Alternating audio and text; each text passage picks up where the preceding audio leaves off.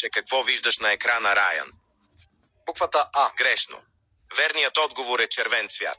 Мислех, че говориш. Следващ въпрос. Какво виждаш на екрана? Виждаш ли син цвят? Да. Отново грешно. Верният отговор е буквата А. Обаче ти ме пита за... Следващ въпрос. Сега какво виждаш на екрана? Ами виждам буквата А и е отцветено в сиво. Сиво спелувано с О или У? Има ли значение? Не много. Ами предполагам с О. Грешно. Отговорът, който търси... Сиво с У тогава. Все още грешно. Какво? Верният отговор, който търсим е буквата А, отцветен в светло-черно. Това даже не е цвят. Както и да е, но ако затъмним цвета на буквата А в черно, какво виждаш на екрана сега? Така.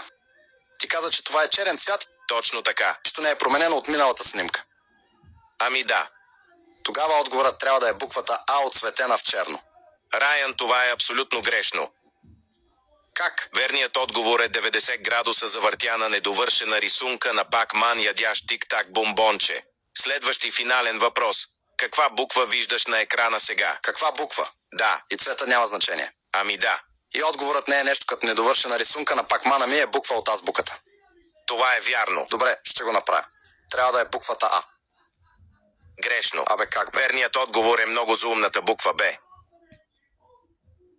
Добре, но буквата Б е направена от много букви А, така че технически отговорът ми не е грешен, нали така? Грешно отново. Как? Б не е направен от много букви А. Ами тогава от какво е направен? Недовършена Пак-ман рисунка. Педерас.